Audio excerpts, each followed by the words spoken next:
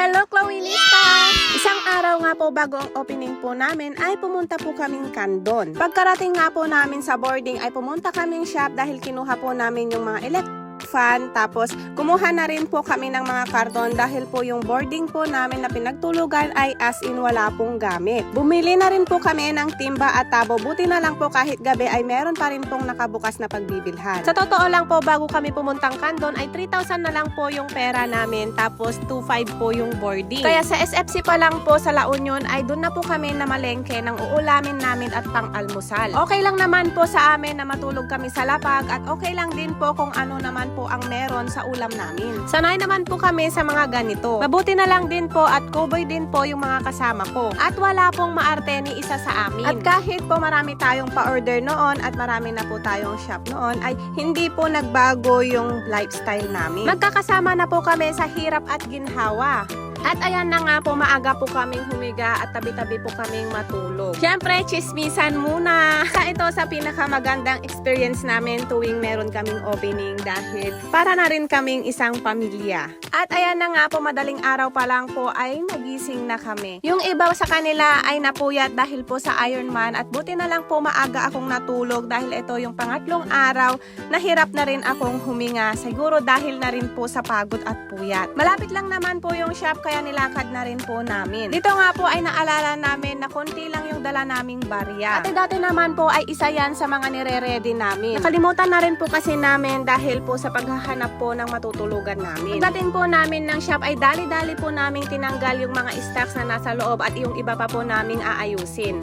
Kami-kami na lang din po ang naglagay ng mga balloons. Kami na rin po ang nag-design dahil simple lang naman po ang gusto ko. Mga alas 7 na nga po at ayan na po, dumating na po sila Pastora at sila Pastor.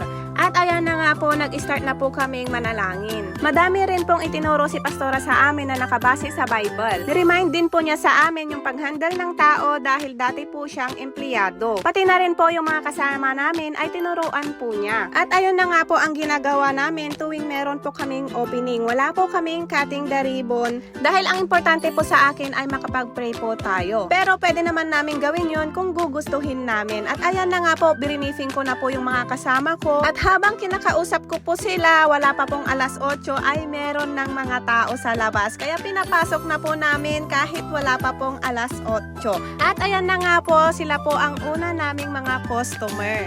Ito naman po yung eksena namin maghapon. Kaya nagpapasalamat po kami sa lahat ng mga suki po namin sa Candon, baguhan man o mga dati pa. Sa totoo lang po, lakasan na lang po ng loob at tiwala kay Lord ang baon namin dito. Kasi po 2020 po nung nagsimula kaming magsara ng mga shop. Kaya nag-isip po ako ng mga pakulo at mga diskarte kung paano ba kami mapapansin muli ng mga suki namin. At ayun nga po, hindi po kami nagkamali na Candon po ang una naming binalikan. Dahil maliban po sa marami na po kaming suki dito ay mababait po yung mga tao. Hindi po ako nag-expect na madami po yung pupunta. Dahil 4 years ago pa po yung pinakahuling binuksan po namin. Tuwing ganitong opening po, ang una naming mararamdaman ay sakit sa paa dahil maghapon po kaming nakatayo at lakad ng lakad. At meron na rin pong nakapaa-paa sa amin. Yung sakit naman po ng katawan ay mararamdaman mo na lang kapag wala na pong tao. Bumalik na po kami sa boarding after ng opening para kunin yung mga gamit namin dahil uuwi pa po kaming La Union. At ayan po, dito kami kumakain sa Tristan. Diyan po kami